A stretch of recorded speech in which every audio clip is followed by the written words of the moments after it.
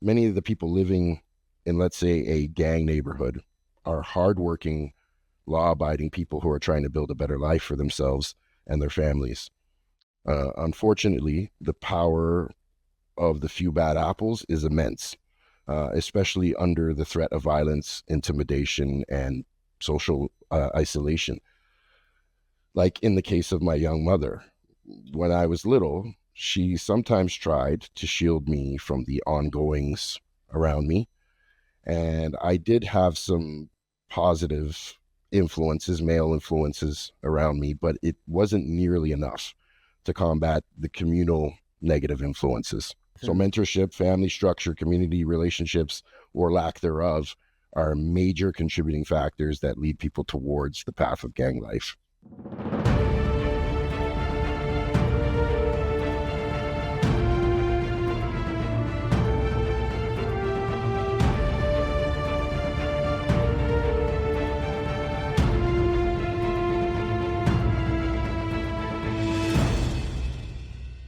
Hello, everyone. Welcome to Inside Policy, the podcast of the Macdonald-Laurier Institute, where we explore ideas and policies shaping Canada today. I'm Peter Copeland, Deputy Director of the Domestic Policy Program here at MLI. I'm thrilled to be joined by Marcell Wilson, founder and head of the One by One movement, a groundbreaking organization dedicated to preventing violence and helping people transition out of gang life. Marcell brings a wealth of personal experience and insight into the intersection of crime prevention, policing, corrections, and community rehabilitation. Today, we'll be discussing the origins of the One by One movement and exploring key issues in crime prevention, policing, and corrections.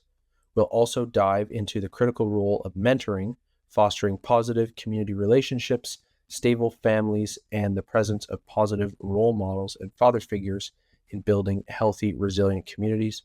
Marcell, thanks for joining us. Thank you so much for having me, Peter. And I'd like to thank the Macdonald-Laurier Institute for having me on the podcast and for all the important work that you all are doing in trying to make Canada a better and safer country.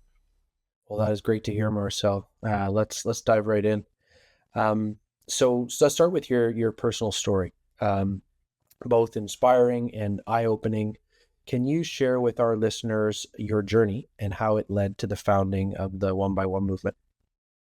Sure. I'd be happy to share, and I'll do my best to keep it as short as possible, as there is a lot to unravel. So feel free to jump in when you feel you need to. Sure. I grew up in Toronto Community Housing, which was called MTHA at the time, Metro Toronto Housing Authority. At the time of my birth, my mother was 16, my father 19. I lived with my mother in Swansea Mews, and my father lived in the Jane and Finch area of Toronto. Growing up, I faced many challenges. I was a good kid with a vivid imagination, and I enjoyed learning, but there were extensive issues within my family dynamic and the neighborhoods that I grew up in.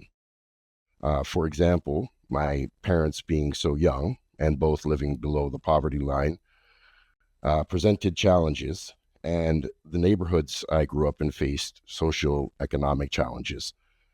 However, my mother did seem to do her best to try and shield me from the influences of these challenges. The fact is, I grew up in and around drugs, crime, and a culture of violence, both in and outside of my family. I didn't understand it then, but this had a serious negative impact on my life trajectory. That, along with some bad choices, led me down a path of crime, gang membership, and then to international organized crime. I operated in that space for close to 20 years and experienced, witnessed, and participated in criminal activities. I did manage to stay alive with a relatively clean record until I had come to a place where I allowed myself to accept what I had known all along, and that was that I was wasting my life, and that I was harming society, was harming people. What helped in making this more clear was that I allowed myself to love a woman while I was at the height of my criminal life, and Huh. I began to have stability and normalcy. This is something that I had always craved. And she had two small children, and this added to the impact of the possible consequences of this life. Hmm. So it dawned on me that all I was doing now to provide for them, provide them with a better life, in turn, could or would actually harm them if or when someone wanted to harm me. Um, Before, I didn't have to think about this because I wasn't worried about anyone but myself. Right. My feeling, right, my feelings were numb due to the amount of loss and trauma I had experienced, but they opened up something inside of me that I thought I had long lost. And because I loved them, I started to love myself positively. I started to care about what was happening in my family, my community, in the city, and I felt this overwhelming sense of guilt about my contribution to society's failures. Um, I guess I took a unique approach to the backing out of the lifestyle, and I think I was in a unique position. The thing that I was a part of at the time didn't exactly have a formal leadership structure like the previous gang that I was in. There was more of a social hierarchy rather than a structure, and I was among those that were closer to the top of the hierarchy.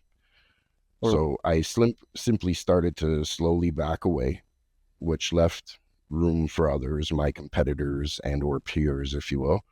Hmm. I started to become less threatening by becoming less active. And when people started to question, like, what's up with this guy, I took the opportunity at great risk to myself to say that I was changing my life, and hopefully everyone was okay with that. So up until now, that's worked for me. Uh, I left with my street honor intact. Hmm. Um, Over time, those considered to be friends or those considered enemies slowly began to go to prison for long terms, become drug addicts, die or get killed, or some even managed to do exactly as I did.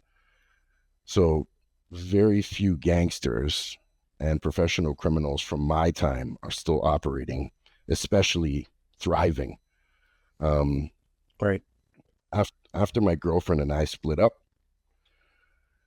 uh, I did slip or relapse back into, I guess, a different level of the life, but this time it was because I'd become an addict. Uh, Um, I was abusing opiates. In hindsight, as many others have done, I was self-medicating to deal with all that I had gone through. uh-huh. I had a 5 year struggle with that. Then an amazing man, Dr. Irwin Asbell, played a major role in saving my life, and I'd actually like to take this opportunity to publicly thank him. So thank you, Doc.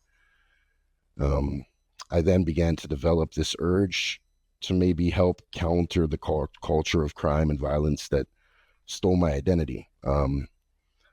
One way was by telling my story, and I decided to write a novel about my life titled Chronicles of a Changed Man, where I walk readers through the exact stages of my life, and hopefully that'll get published soon.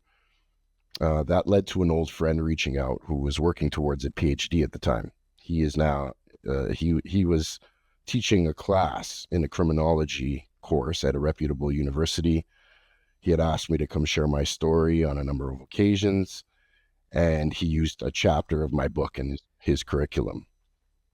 That then garnered the attention of an organization called the Against Violent Extremism Network, AVE, of the Institute for Strategic Dialogue, ISD, based in the UK.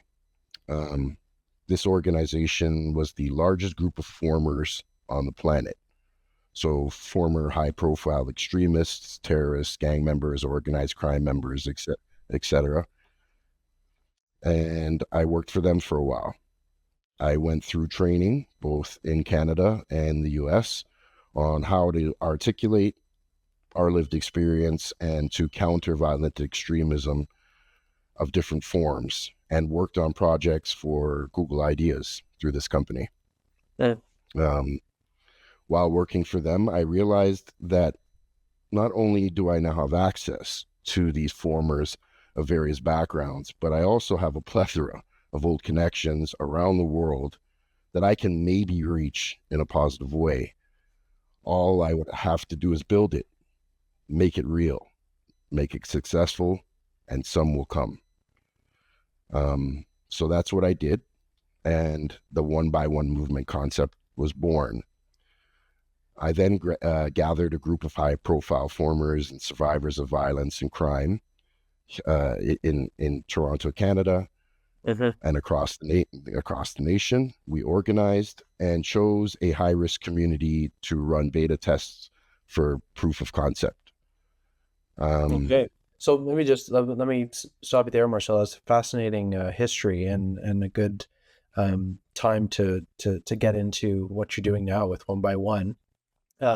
What is its core mission?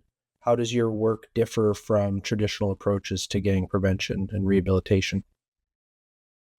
Cool. All right. So the core mission of the One by One movement is very simple. It's to help combat and decrease extreme acts of violence globally. We attempt to achieve this by researching and addressing root cause risk factors that lead to violence, more specifically, but not limited to, gun and gang violence. Our methodology and research tool development are unique due to our direct access to people with lived experience and our multifocal approach. We have developed and operated social improvement programs and safe community programs, boots on the ground, in high priority gang affiliated neighborhoods. We have developed and operated violence prevention programs formally and informally within the provincial jails in Toronto. We've assisted in research projects throughout the federal prison system. We've been keynote speakers as subject matter experts. We advocate and work amongst political landscapes and helping to influence legislation pertaining to public safety. And we've consulted for government sectors, political parties, corporations, organizations, much more. Right. Yeah. No. And undoubtedly, you have kind of multiple functions you're undertaking now. But the core kind of gang prevention and rehabilitation effort, you mentioned this beta. How do you operate in communities? And again, what differentiates that from other approaches in the space? Well, one thing that makes us niche is our actual connections to these communities that came through our former lifestyles. So this gives us like an unlimited, untainted access to people that are living this and going through it. So we've noticed working in our space that a lot of organizations do try and have a hard time, one, accessing the demographic that they want to serve, and even more so collecting pure raw data from that demographic. Right, and that's because, as you said, you're comprised of formers, or other people you work with in the organization have ties to that community, or maybe a larger neighborhood set in Toronto, and you go in and you try to identify the people in say that high risk person's social network, and then you try to build trust with people, help them in various ways, try to understand the risk factors, like who is the ringleader, for lack of a better word, who may pose a destabilizing risk. And these are some of the features that other groups, say of social workers or what have you, are not able to do in the same way, because they lack that I guess the the knowledge of the local community, and also probably the willingness to go in and do that, and also I think like sustain and build those relationships over long term, right? Like that's not something a lot of organizations are willing to do. That's right. I agree 100%. Okay. So a few of the other things you do, like mentorship, community relationships, I just alluded to. I mean, you talked about your own family instability as a key driver, and on the flip side, family stability, a key preventative factor. How do these things, mentorship, community relationships, and family stability, play into either drawing people into gang life or steering them away from it? Good question. Not only through my experiences, but from experiencing it alongside others and seeing the outcomes, and from witnessing people go through it now through our work. These three factors play a major role in the outcomes of a person's life. We see the negative effects of a lack of positive role models and mentors in a household or in community. This means that there are not many people that are helping to contrast negative influences in the household or the community. Now, this is due to several reasons. But one stereotype that we regularly try to counter is a narrative that we consistently hear from segments of society, and that is that high crime communities consist of bad people. Many of the people living in, let's say, a gang neighborhood are hardworking, law-abiding people who are trying to build a better life for themselves and their families. Unfortunately, the power of the few bad apples is immense, especially under the threat of violence, intimidation, and social isolation. Like in the case of my young mother, when I was little, she sometimes tried to shield me from the ongoings around me. And I did have some positive influences, male influences around me, but it wasn't nearly enough to combat the communal negative influences. And at this time, there was much more funding going towards social community programs and whatnot. So you can only imagine the challenges in this day and age where much of that funding doesn't exist or has been cut. So Mm-hmm. mentorship, family structure, community relationships, or lack thereof are major contributing factors that lead people towards the path of gang life. Yeah, and so in particular, I know, and it's unpopular, I guess you could say, in some circles, certainly not on the forefront of government policymakers, um, um, decision making matrix. The importance of father figures in particular. Can you speak to father figures or positive male role models and the role that they play in particular in preventing crime and fostering resilience in young people? Sure.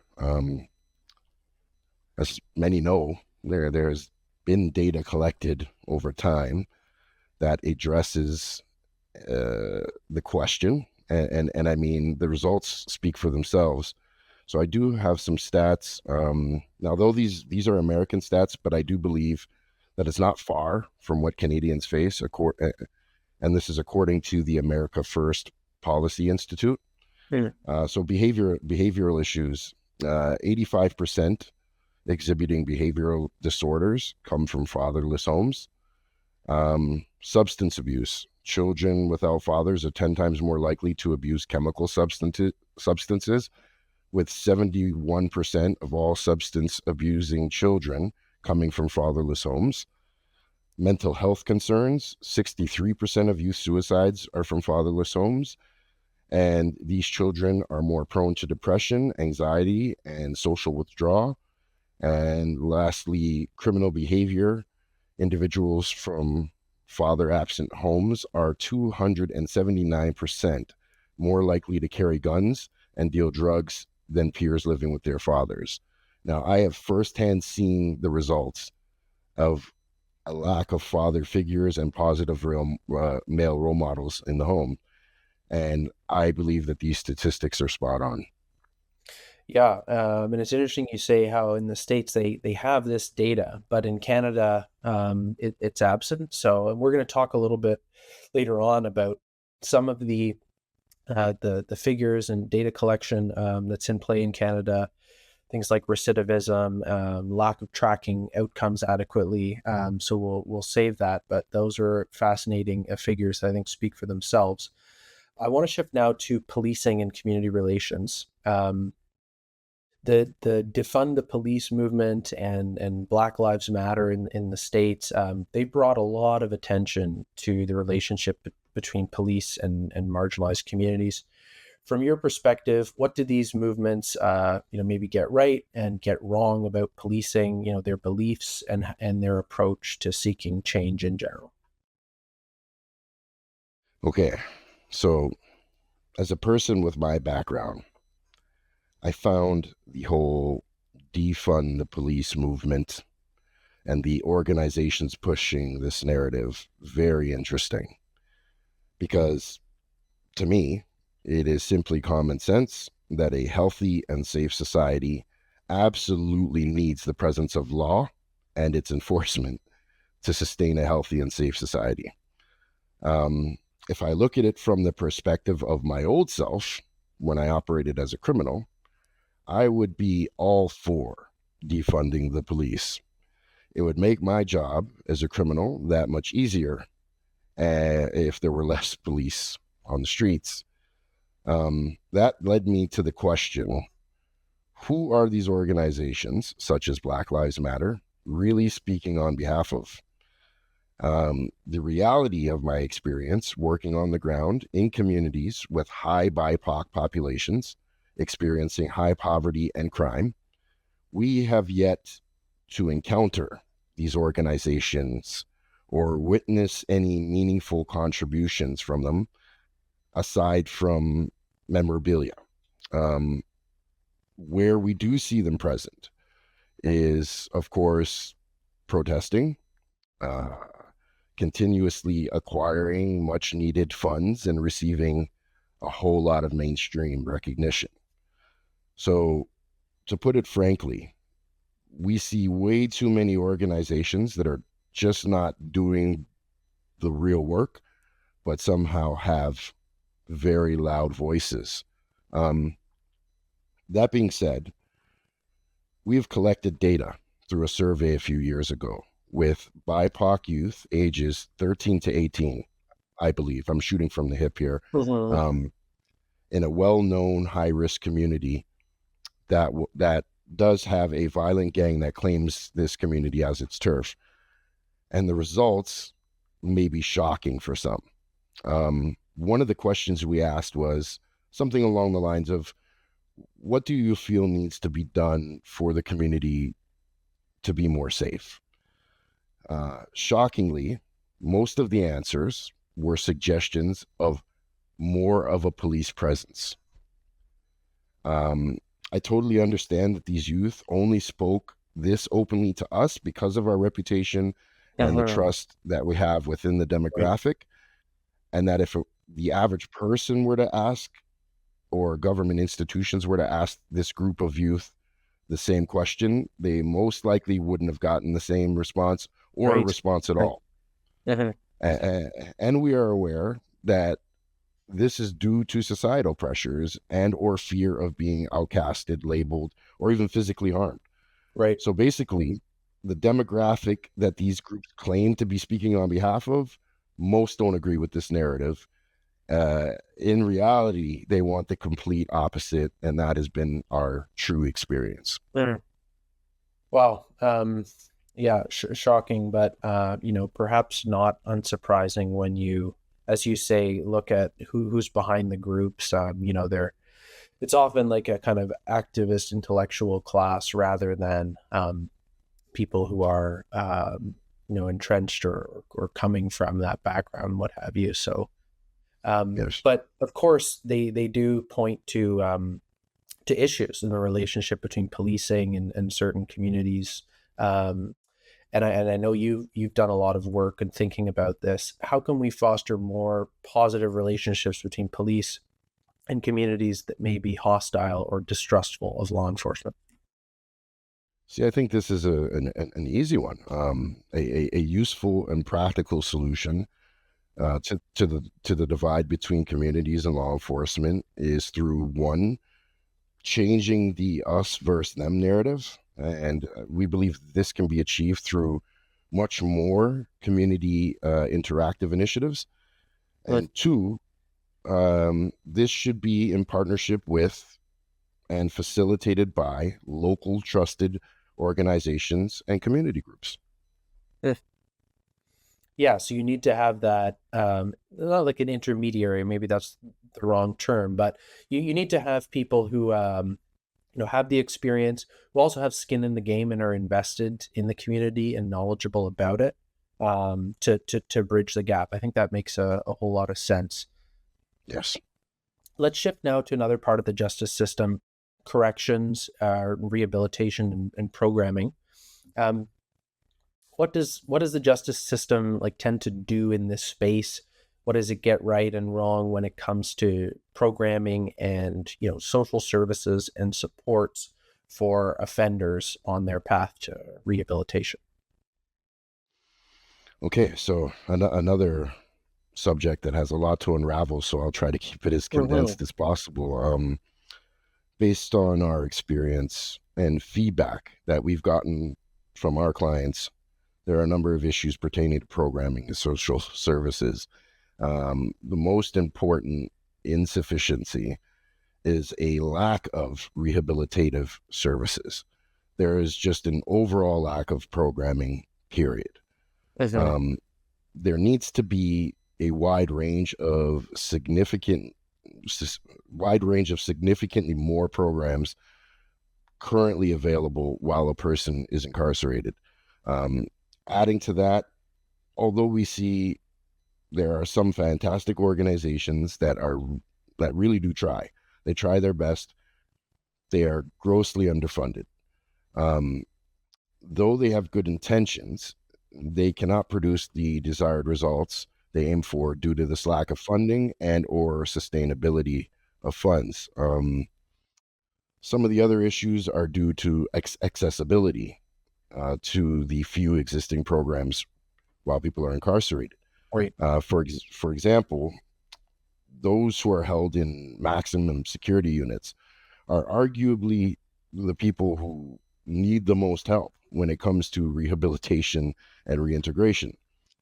I totally understand and support that punishment is a core function of incarceration, but people need to keep in mind that most of these prisoners will eventually be released back into society amongst you and amongst us, and that many people who go to prison or jail do not or minimally participate in any form of rehabilitation or integration programs.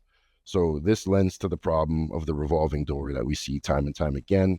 And then there are also not many long-term programs that we know of, aside from us and a few other organizations that offer long-term support access. We need this to become common practice. Okay. So yeah, so no, undoubtedly, more could be done in this field, much more. But on the other hand, a lot of money is spent on various types of rehabilitation and programming, and partly due to just constraints of capacity within the institutions, also the time spent there, and also the dynamic between someone who's incarcerated and the lack of trust or the disconnect between institutional staff or programming staff. But I know you think that a lot of the programming done, in spite of these factors and the need for more funding, they just don't deliver value for money. So can you provide some example or insights into why this happens and how programs, perhaps like yours, are structured differently so that they're able to track results and deliver those long-term positive outcomes?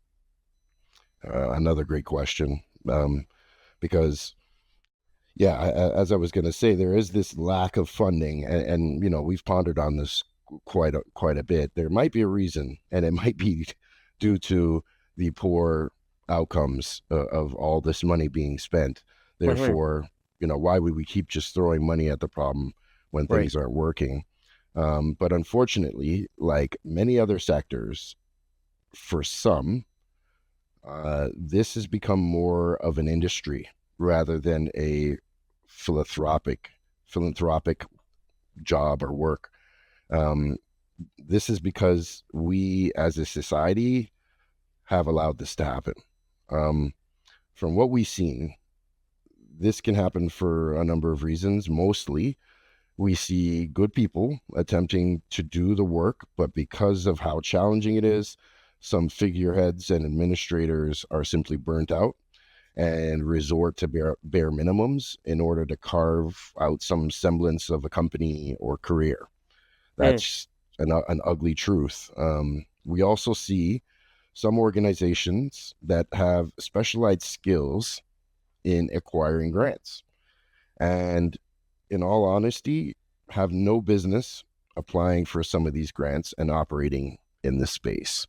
Mm. Um, we have experienced some organizations that have applied and have been awarded grants that then, well, first of all, that offer no expertise in the field, but because they have good grant writers, they are awarded the grants. Then Uh-huh. they would seek out organizations like ours and offer subcontracting contracts for pennies on the dollar. Um, and though I understand the importance of having a well-paid, effective team, we have seen some organizations that are up to 80% administrative top heavy Mm. and only 20% going to actual program implementation. We have seen organizations that have zero connection with the communities they claim to serve and yet still receive grants. So, this is a major issue. So, we've heard people refer to it as funding Olympics and other terms Mhm. because people are competing for the same dollar. It seems the squeaky wheel gets the worm. Organizations that have history are getting the money. Yeah, and it's if you use the right terms, if you sound very earnest and use kind of all of the right social justice terminology, like I think we see this increasingly in grants and contributions, federal government, provincial governments.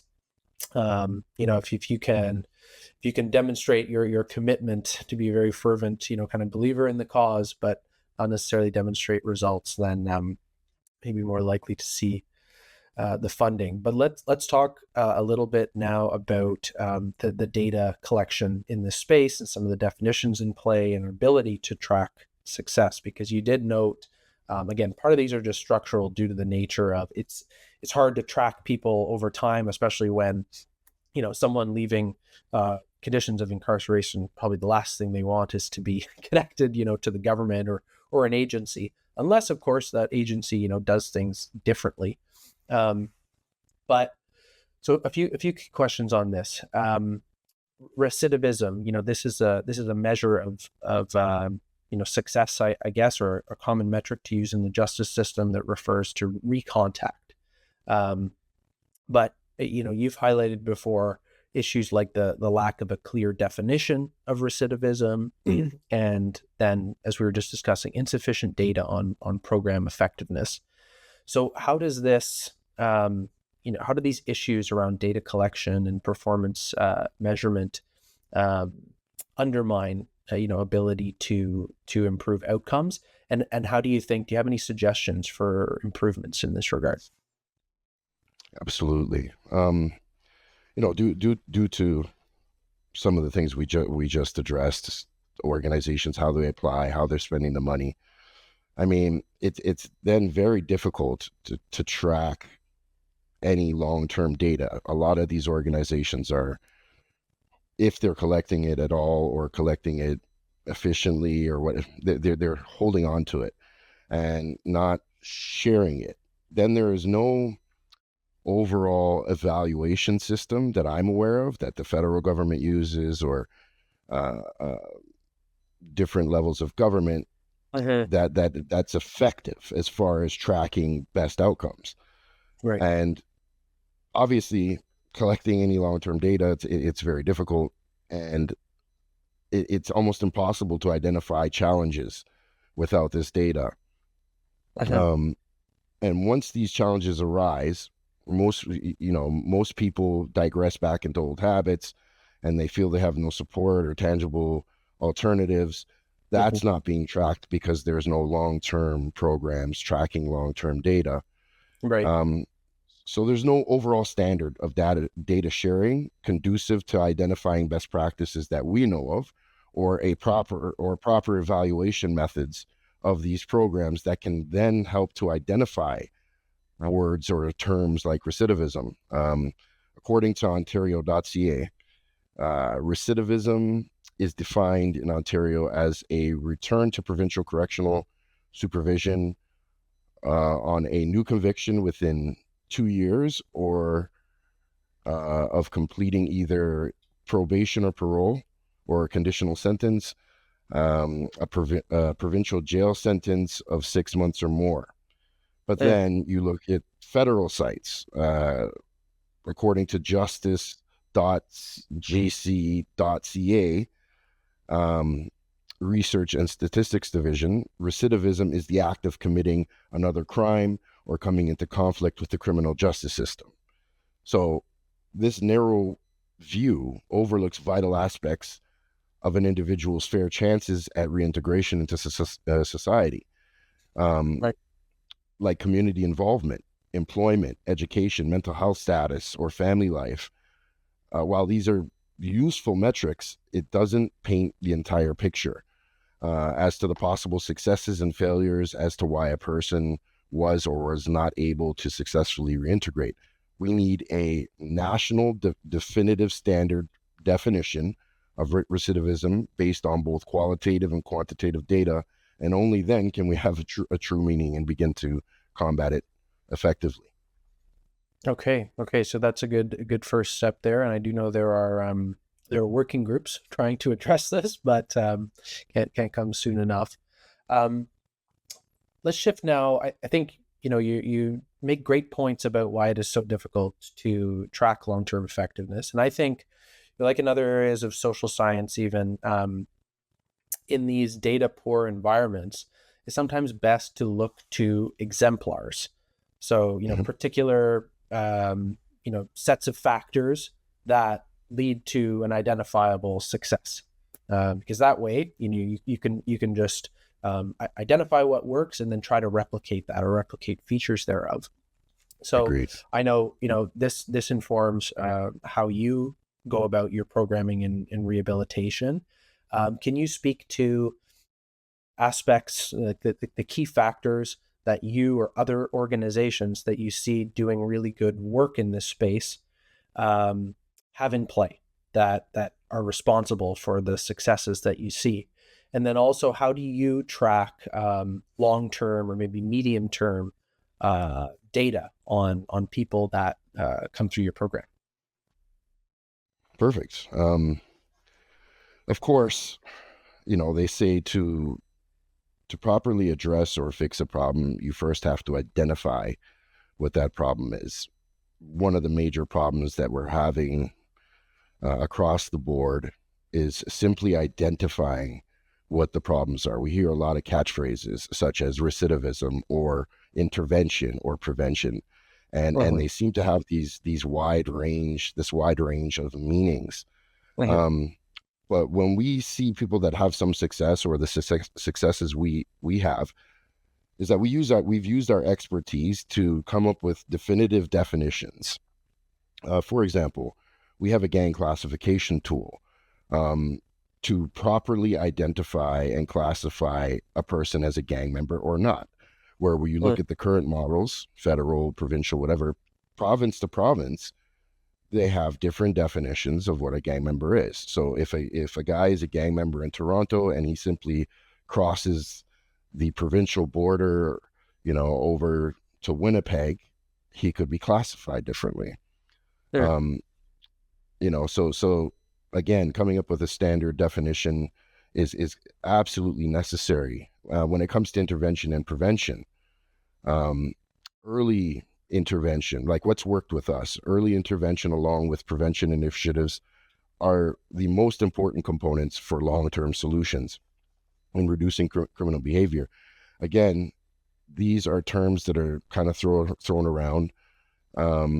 We've been working hard to come up with some standard definitions for this space. For example, when it comes to prevention and intervention, we have a strategy for identifying and addressing different stages of prevention and interventions, such as prenatal negative outcome prevention and intervention. And this is working with parents to be.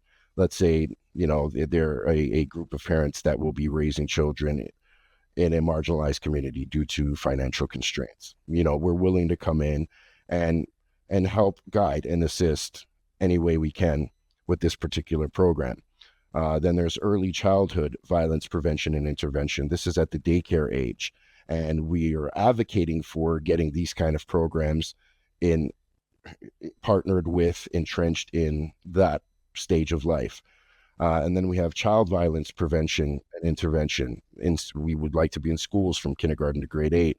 Youth and young adult violence prevention and intervention, ages 13 to 24. Adult violence, community violence prevention.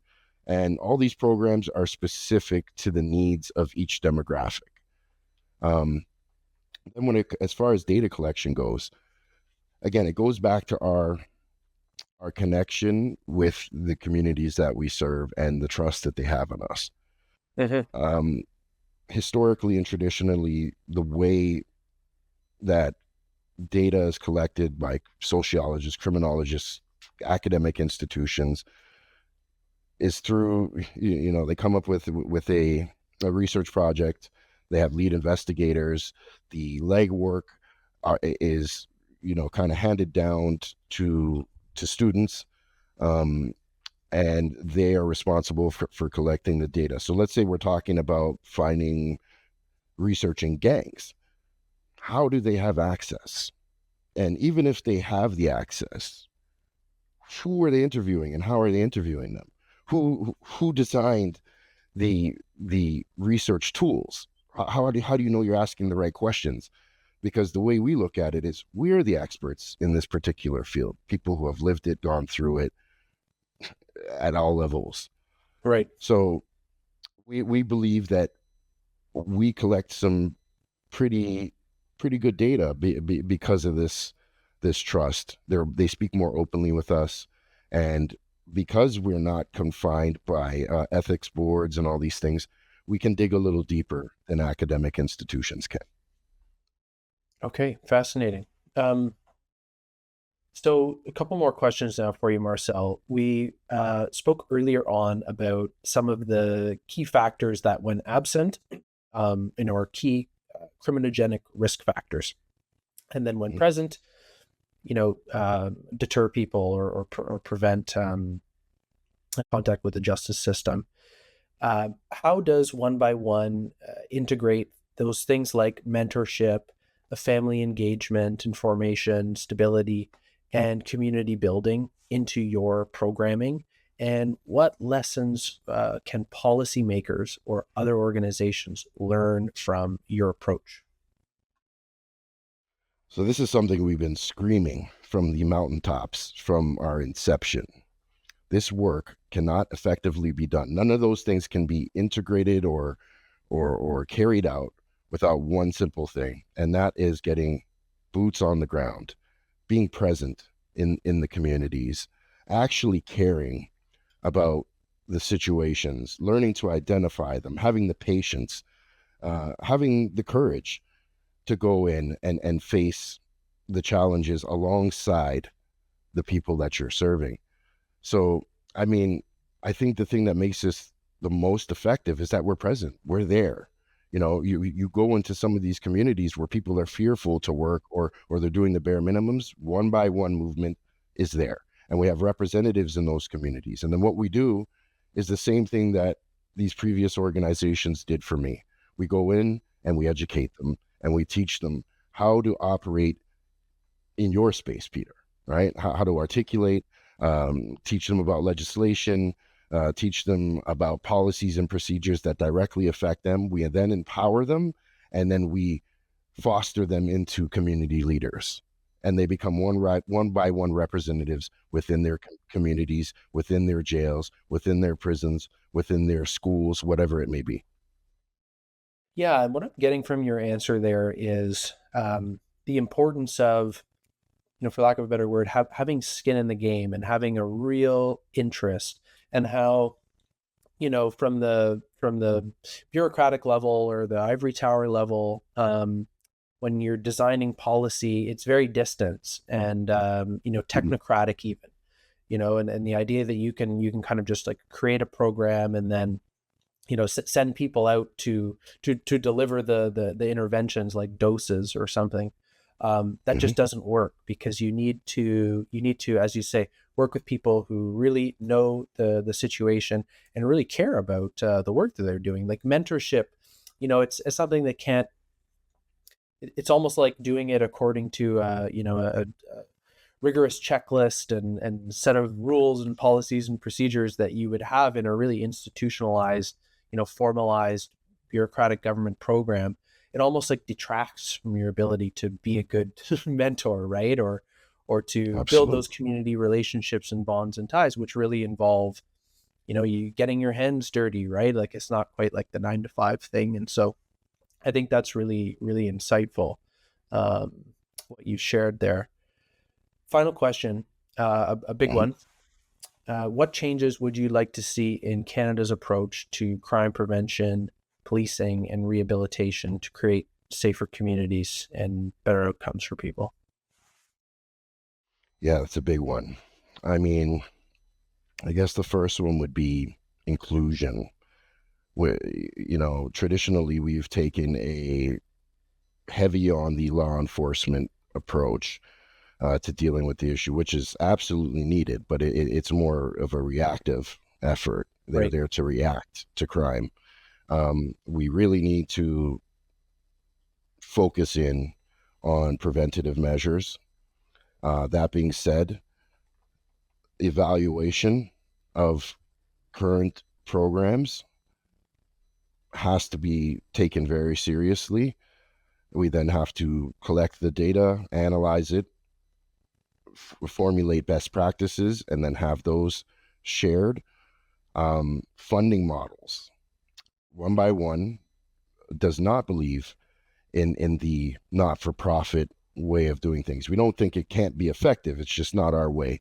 We Right. believe that as a corporation, when doing business with people, you have a set of deliverables, and that's how you continue to get paid. That's how you foster and develop trusting, good relationships, Right. because you say you're going to do something, you're given a task, and you get it done. Now, due to the sensitivity of the space we operate in, there's going to be failures. But the idea here is that in this space, we collect data on those failures. And then organizations and people have to be open to readjustments based on an overall evaluation and data collection. So we'd like to see the way that funding is granted done differently. We'd like to see the government open up to um, proposing or allowing contracts with companies, Uh-huh. and seeing how that goes. And then lastly, we just need cutting edge approaches. We can't keep doing the same things over and over and over that we know are not working Uh-huh. and funding those things. We need to start looking at groups and people and agencies and organizations that have new, fresh ideas, and give them the space to either succeed or fail. I think that's an overlooked issue in this space. The lack of again, skin in the game, or being responsible for one's own outcomes as an organization, and having to earn some of your money and be accountable to sources of funding for that performance and Mhm. deliverance on outcomes. That is sorely lacking in the social policy space, and I think that's another valuable insight here. Marcell, thanks so much for joining us, for sharing your story, your insights, and the incredible work that you're doing through One by One. I think it's really clear that your experience an innovative approach. They offer invaluable lessons for Canada on how we can start better addressing the root causes of crime and violence and stop vacillating between the just, tough on crime versus, soft on crime approaches, and recognize that we need a bit of both. For our listeners, you can learn more about Marcell Wilson and One by One movement by visiting their website. And if you enjoyed today's conversation, don't forget to subscribe to Inside Policy for more discussions on the ideas and policies shaping our country. Thanks so much again, Marcell, for being here. Thank you for having me, Peter. It was a pleasure.